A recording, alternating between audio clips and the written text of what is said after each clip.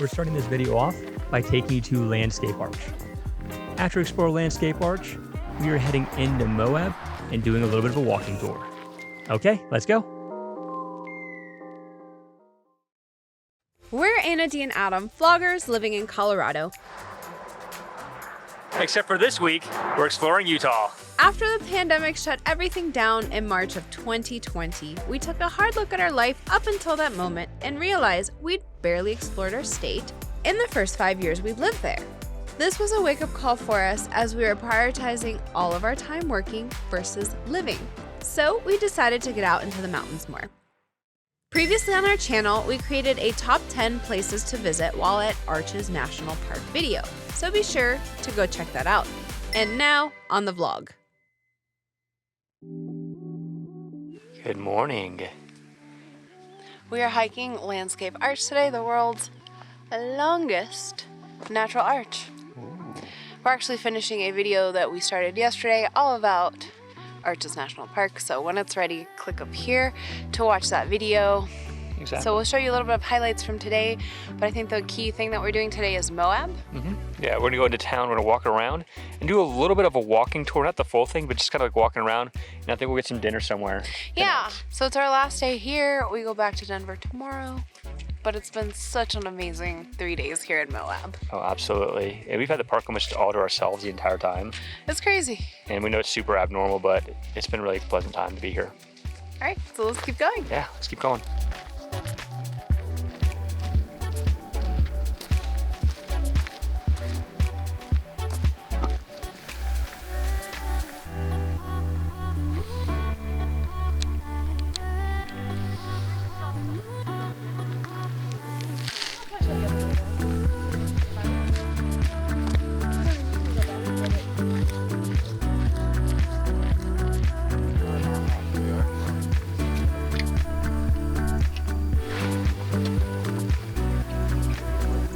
We have made it to Landscape Arch.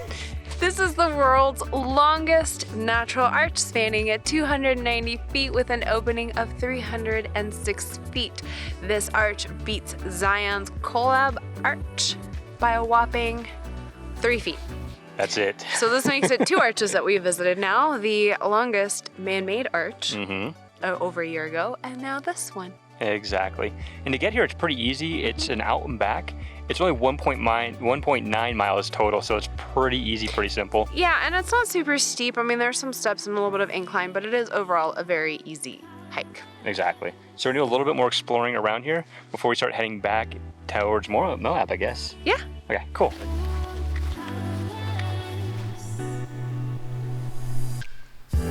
We were walking back and we saw this sign over here, and in 1991, a piece of the arch actually fell. Yep, and hikers heard this rumbling nearby thinking it was from a storm cloud, and then a hiker from Fort Collins, Colorado, actually caught it on camera, which is insane. And so just a chunk of the arch just fell, and ever since then they fenced it all off, because you could go underneath the arch and enjoy it, but after that happened, they built all this fencing that you see back here to keep people safe and from walking up to it and causing further damage. It's so wild. I know. Okay, we're gonna continue hiking back and we'll see you probably back in the parking lot from there. In case you're wondering, at almost every single one of the overlooks and the stops, they do have vault bathrooms. Just take a look at the map, because not every single one does, but most of them do have them. Okay, so we're gonna jump in the car, and the next time we'll see you will probably be at the Moab sign, but we'll figure it out when we get there.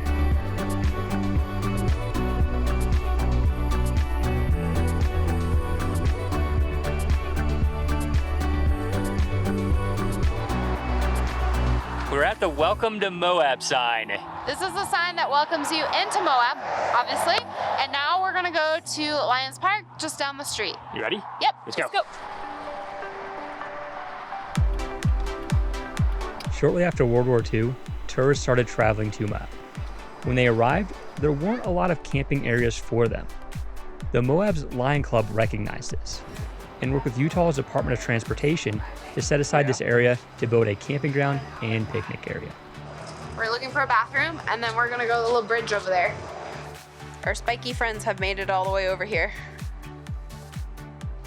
Don't kick them because they're prickly.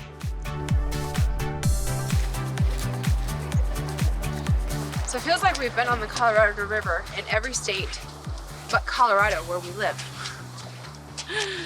We need to fix that. On the bridge, they have these art pieces. This is an installation called The Forces at Play and represents the different elements of life.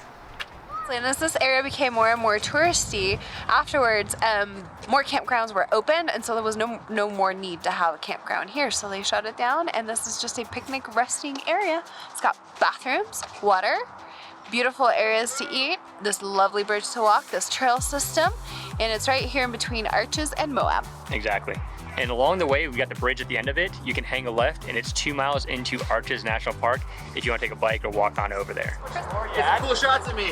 Yeah. That's right. Hours for the day. Oh man, I don't know if I got that. Bringing up the rear. So I think after this, we're gonna head back to our Airbnb, take a shower, and then we'll see you for dinner and walking around Moab. But before we do, don't we want to let them see some B-roll? Yeah, let's let them see the views, and then we'll go downtown.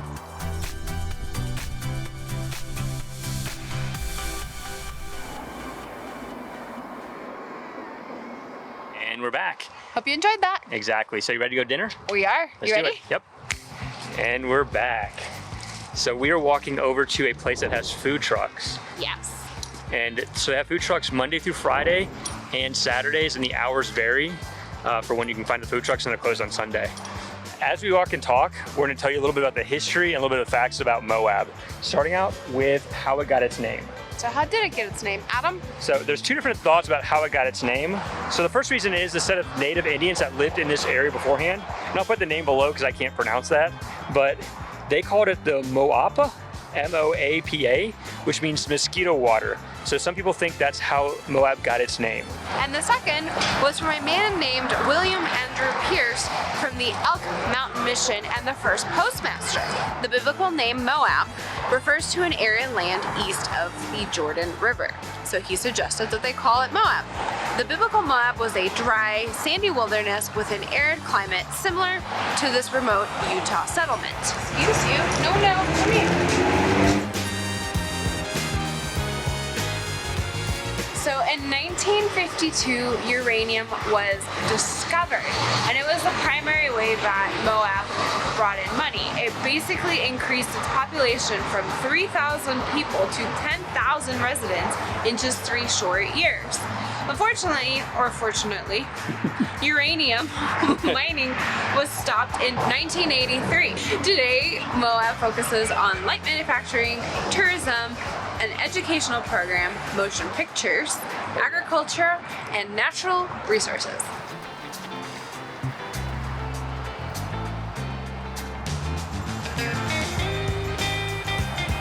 Did not quite find the perfect gift, so I'll keep looking.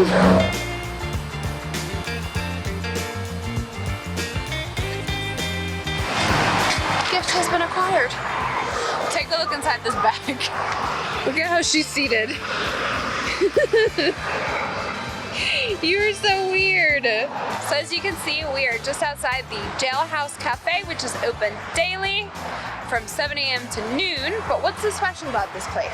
So in the late 1800s, this was Moab's official county courthouse, office space, and post office. And this restaurant moved in and converted it into a restaurant cafe area. Hence the name.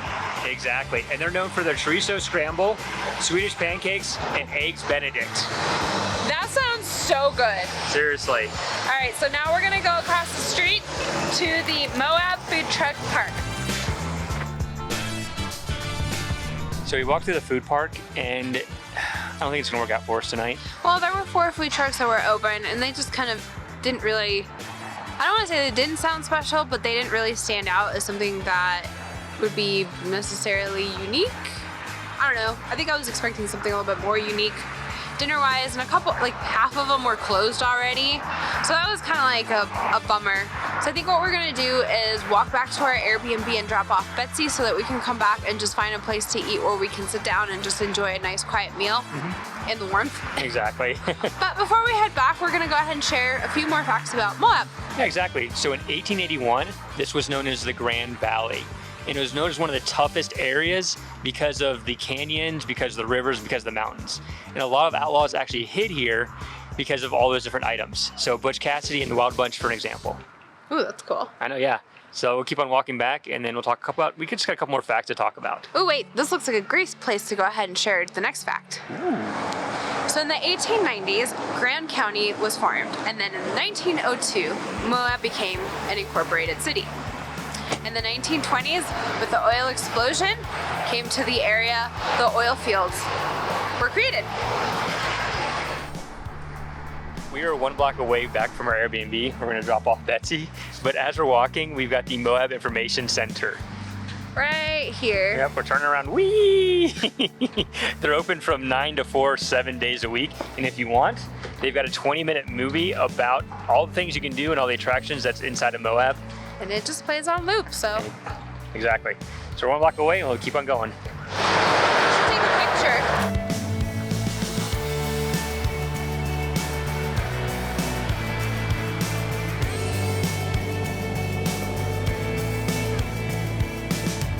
We're using some phone lighting right now, but one last fact before we hit dinner, because we're actually going to go to the place that's right on the other side of this. Of this bench. A little sneak preview.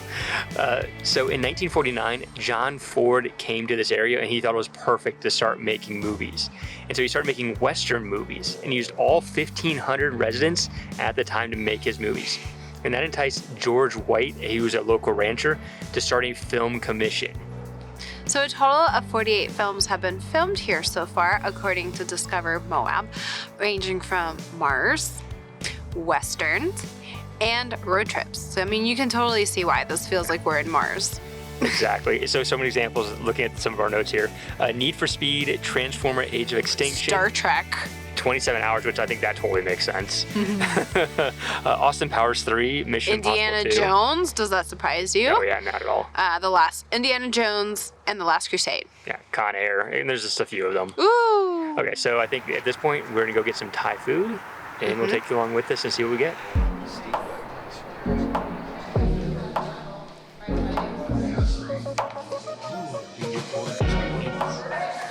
Excited. I've never seen cow soy on any menu.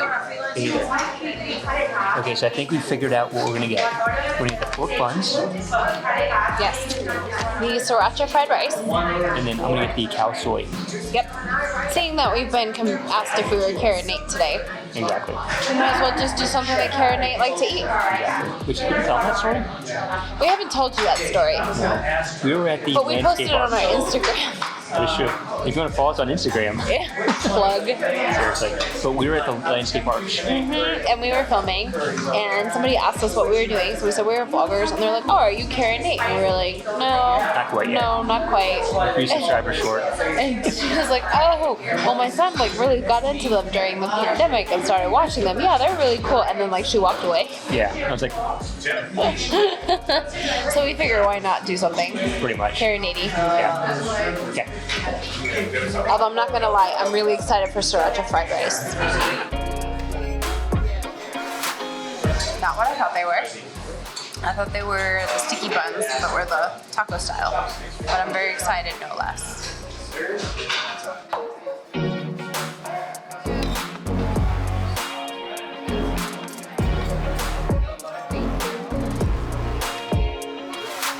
All right, Adam, are you ready to try some?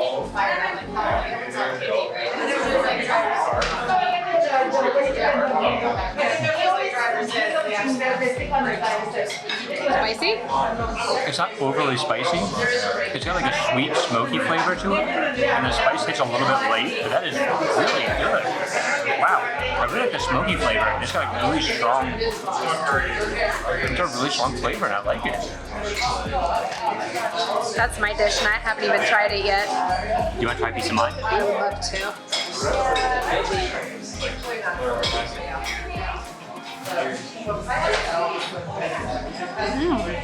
I'm not really sure what I expected in that dish because I've never had it before. But it's like not overly spicy. It's creamy. It tastes like curry, like kind of a red curry. And it's just got a lot of spices in it, which make it delicious.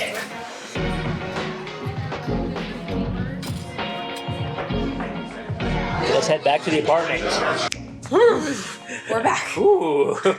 We just- Teleported from the restaurant. We appeared on the couch. Magically. All right, so we just had the most amazing Thai dinner that I think we've had in this area. It was incredible. Oh, definitely. The sriracha fried rice was out of this world. It was like the perfect amount of spicy. I ordered it medium and it had a smoky flavor, which Adam just obsessed about. I couldn't stop talking. Like every time you took a bite, you could taste the smoke.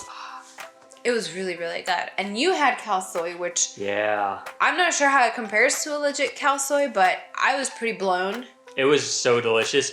The noodles are a little bit longer than I would have liked, but other than that though, I would eat another bowl. It was so delicious. I loved how creamy it was. You could really yeah. taste like the coconut milk in it and the curry, and it had a bunch of different like spices blended in and married and savory and just the right amount of spice, and it was hot, like warm hot.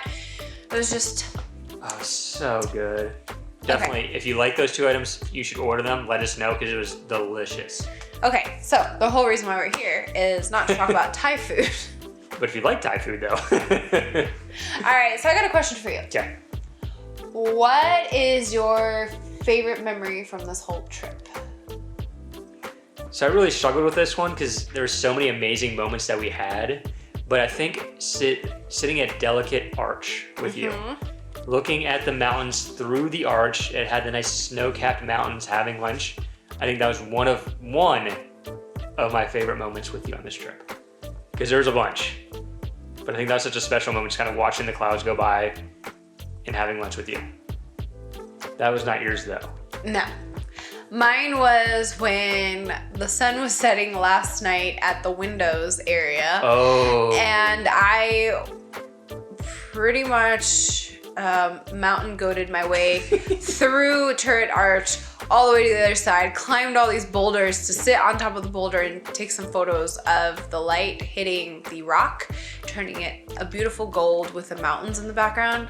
Because in any normal situation, I would have totally had vertigo. I would have freaked out and probably not climbed those rocks, but I was trying to catch that moment. So I think that's my favorite moment, was being there and watching like the sun go down, lighting all the rocks. Yeah.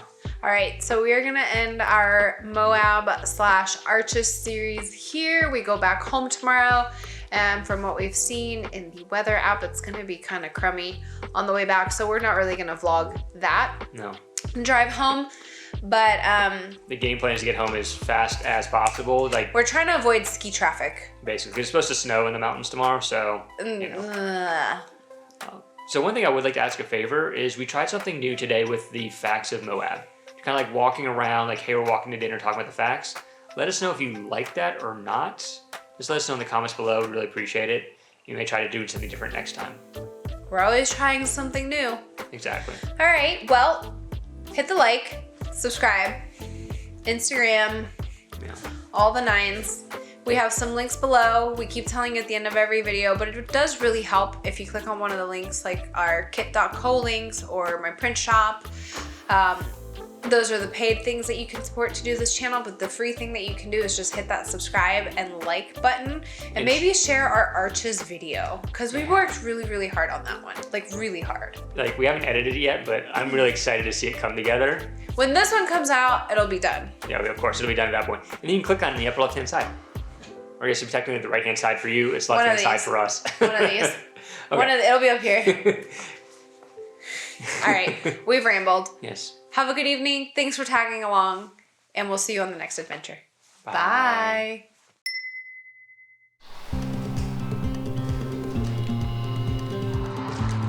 We've made it to the Welcome to Utah sign. Or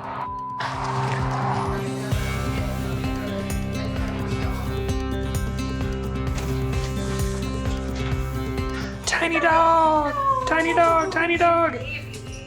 Tiny dog, tiny dog, tiny dog, tiny dog. So excited, so excited, so excited, so excited. Ooh. Tell us how excited you are. What? You really? What did So you do in the whole hour and some change you were alone? Oh, tiny dog, tiny dog. Look Look at your waggling. at his tail. We're so excited. Look at the tail.